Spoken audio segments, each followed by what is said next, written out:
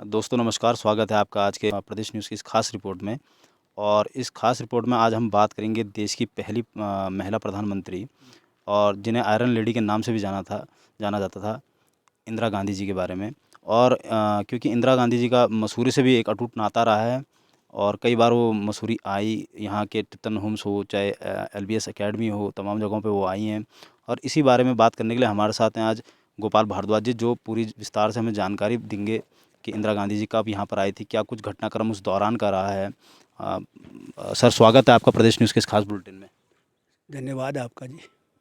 Sir, जब इंदिरा गांधी जी पहली बार मसूरी आई थी, किस प्रकार का माहौल उस दौर पे हुआ करता था? क्या कुछ एक्टिविटीज़ उनकी रही यहाँ मसूरी शहर के अंदर? इसमें कृपया। देखिए, मैं आपको बताता हूँ, मैं इंदिरा गांधी सबसे पहले जब 1 वर्ष की थी तभी मसूरी आई थी अपने दादा-दादी और अपनी मम्मी के साथ, और यहाँ सवाई होटल में रुके थे 1920 में।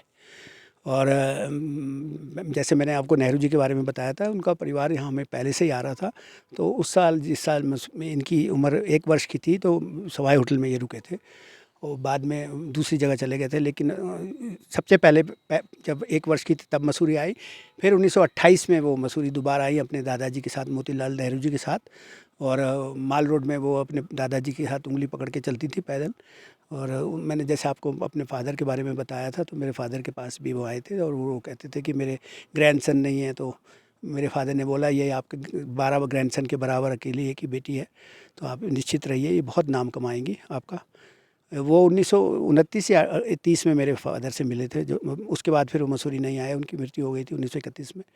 और उसके बाद इंदिरा गांधी तो बहुत उसके बाद आती रही हैं। इंदिरा गांधी अनगिनत बार आई होंगी। और उनके बुआ विजय लक्ष्मी पंडित भी मसूरी आती थी, उनके बच्चे यहाँ वुडस्टॉक स्कूल में पढ़ते थे। जो लेखिका आपने नाम सुना होगा, नयनतारा सहगल, और उनकी और बहनें थी, वुडस्टॉक में पढ़ती थी। विजय लक्ष्मी पंडित जो जवाहरलाल जी की बहन थी, तो वो भी आते थे, उनका भी यहाँ से परिवार का संबंध था, मसूरी में हमेशा आते थे। और उन्होंने भी मसूरी में ये जो तिलक लाइब्रेरी है उसकी स्थापना करी है। उसका श्रेय विजय लक्ष्मी पंडित को ही जाता है, जो आपके मसूरी में तिलक लाइब्रेरी है। तो सर, बात करें अगर प्रधानमंत्री बनने के बाद नहीं, मैं पहले इंदिरा जी आपको का। इंदिरा गांधी का और कुछ बताना चाहूँगा। जब नेहरू जी देहरादून जेल में थे, 3-4 बार उनको देहरादून में अंग्रेज़ों ने 4-4 महीने, 3-3 महीने के लिए जेल में रखा। तो नेहरू जी अपनी बेटी को जो पत्र लिखते थे, एक पिता के पत्र पुत्री के नाम, तो उन दिनों मसूरी में इंदिरा गांधी रहा करती थी बचपन में। उसके बाद फिर वो शांति निकेतन चली गई।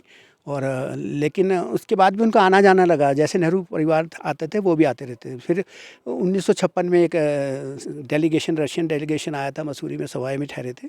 तब इंदिरा गांधी मसूरी में अपने पापा के साथ भी आई। उसके बाद फिर जो मेरे को अब याद है, 1974 में जब ये राष्ट्रीय प्रशासनिक अकेडमी है, जो उसका नाम लाल बहादुर शास्त्री जी के नाम जब नामकरण हुआ, तो यहाँ उन्होंने इंदिरा गांधी 1974 में अक्टूबर के महीने में आई थी। और उन्होंने यहाँ हैप्पी वैली में एक बहुत बड़ी सभा भी की थी।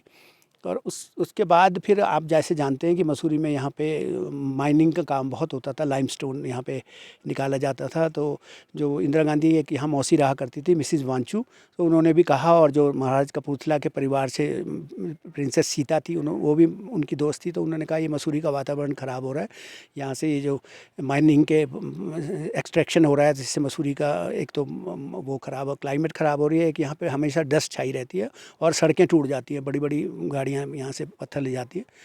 तो इंदिरा गांधी ने व्यक्तिगत इसमें उसको उसका वो संज्ञान लिया। और दिल्ली जाकर, उस समय भारत की वो प्रधानमंत्री थी, तो उस समय दिल्ली जाके उन्होंने एक राज्यसभा के एक प्रतिनिधि को यहाँ भेजा। राज्यसभा की एक बेंच मसूरी में आए, डॉक्टर श्यामलाल यादव उसके अध्यक्ष थे। और उसकी मीटिंग यहाँ मसूरी में रोजलिन में भी हुई, और अलग अलग स्थानों में, रोजलिन होटल में भी हुई। और मसूरी के कई गण्यमान्य लोग जो उस समय थे वो उसके मेंबर बने, जैसे सुधीर थपलियाल हो गए, डॉक्टर सैनन हो गए, ये थडानी साहब थे जो राजीव गांधी के क्लासमेट थे डून स्कूल में। और मिसिस गैंजर हो गई, जिनके हस्बैंड कभी सिटी बोर्ड में 1940 में एडमिनिस्ट्रेटर होते थे, और जिनके बेटे और बहू आज भी फिल्म निर्माता भी हैं और डॉक्यूमेंट्री फिल्में भी बनाते हैं, और लेखक भी है, अभी मसूरी में वो रहते हैं। और एक प्रिंसेस सीता थी, और एक मिस डंकले थी, और एक मिसिस मार्टिन थी जो डून स्कूल में टीचर थी। तो इन लोगों ने एक सेम मसूरी सोसाइटी बनाई हुई थी कि मसूरी का क्लाइमेट और ये वातावरण ख़राब हो रहा है, तो इस खान व्यवस्था को बंद किया जाए, इसको बैन किया जाए। तो फिर जैसे मैंने आपको बताया, जो राज्यसभा की यहाँ पे वो आई थी, बेंच आई थी, उन्होंने यहाँ जो अपनी रिपोर्ट दी, उसके आधार पर बाद में सुप्रीम कोर्ट द्वारा इस बारे में वो निश्चय लिया गया। और जो उत्तर प्रदेश सरकार, तत्कालीन उत्तर प्रदेश की सरकार, जिनको लीज पे या पट्टे पे ये खान के वो दिया करते थे, तो उनके फिर जैसे जैसे उनकी मैच्योरिटी होती गई तो सारी धीरे धीरे ये सारी खानें बंद हो गई। और इसका सबसे बड़ा जो श्रेय है मसूरी का, जो वातावरण और जलवायु को और इसको बचाने का, वो इंदिरा गांधी को जाता है। पूरे मसूरी वासी क्या, पूरे उत्तराखंड के लोगों को भी ये कहना चाहिए कि प्रकृति से भी आप प्यार करो। और जब एक प्रधानमंत्री ऐसा कर सकता है तो हम लोगों को भी उसका इस ध्यान देना चाहिए कि हम बेमतलब पेड़ मत काटें। और क्योंकि इंदिरा गांधी ने बचपन से मसूरी को देखा था ना, तो उन्होंने कहा ये मसूरी मेरे सामने पतन की तरफ जा रही है, तो इसीलिए उन्होंने व्यक्तिगत इसमें अपना डिसीजन लिया। और उसको बहुत तरह से उनको कांग्रेस पार्टी को कहा कि हम दान देंगे, बहुत तरह से उनको वो दिया गया, पर वो बिल्कुल टस से मस नहीं हुए। उन्होंने कहा नहीं, मैं मसूरी को बचाऊंगी, और उसको उन्होंने अपने जो वादा मसूरी वालों से किया था पूरा किया। लेकिन देखा जाए आज भी कई जगहों पर जो है अभी भी खनन चोरी छुपे भी जारी है, अवैध रूप से जारी है। क्या कुछ कहना चाहेंगे एडमिनिस्ट्रेशन से और तमाम अधिकारियों से, क्योंकि जिस सपने को लेकर पूर्व प्रधानमंत्री इंदिरा गांधी जी ने लड़ाई लड़ी और बैन भी करवाया था, बावजूद इसके भी आज अवैध खनन जारी, क्या कहेंगे सर? आपकी बात बिल्कुल ठीक है। वो तो आप जैसे कहते हैं ना कि आपके भी तो कुछ कर्तव्य होते हैं ना, नागरिकों के भी होते हैं। सरकार एक लिमिट तक आपकी, सरकार से आप अपेक्षा करते हैं कि सारे हमारे जो अधिकार हैं आप उसे पूरा करो। और जो आपको जो कर्तव्य दिए हैं, चाहे संविधान ने दिए हैं या आपकी जो आत्मा कहती है कि मेरा भी तो देश के प्रति, शहर के प्रति कोई कर्तव्य है, तो उसको निभाना। अगर हर नागरिक इस तरह से सोचने चल जाएगा तो ये सारे अवैध, क्योंकि जो अवैध कर भी रहे हैं वो भी तो फिर एक तरह से अपने आने वाली पीढ़ियों के लिए नुकसान कर रहे हैं ना। तो वो अपने आपसे आत्मनिरीक्षण उनको करना चाहिए कि हम ये क्या कर रहे हैं। हमारा इतना सुंदर शहर है, जितने वृक्ष लगाएं उतनी हरियाली रहेगी, तो हमेशा हमारा जलवायु, आज की दुनिया की सबसे बड़ी समस्या ही यही जलवायु परिवर्तन ही तो हो गया। बड़ी बड़ी इस पर इंटरनेशनल मीटिंग्स हो रही हैं, आप जानते हैं। आजकल भी इजिप्ट में इसी पे मनन हो रहा है कि किस तरह दुनिया की जलवायु और ये जो तापमान बढ़ता जा रहा है उसको कैसे रोका जाए। तो ये बहुत बड़ी समस्या है। तो हर आदमी को अपनी नागरिक का जो है अपनी आत्मा में भी झाँके और अपना कर्तव्य पूरा करना चाहिए। और अनाधिक रूप से या कोई भी काम अनाधिक रूप से नहीं करना चाहिए। जो कानून अगर बनाया तो वो आपकी भलाई के लिए तो बनाया, उसको तोड़ने के लिए नहीं बनाया। ये थे हमारे साथ गोपाल भारद्वाज जी, जिन्होंने देश की पहली प्रधानमंत्री इंदिरा गांधी जी, जिन्हें आयरन लेडी के नाम से भी जाना जाता था, उनके जीवन काल में जितनी बार वो मसूरी आई, बचपन से लेकर जवानी तक और यहाँ तक कि प्रधानमंत्री बनने की बात तक की पूरी कहानी हमें बताई है।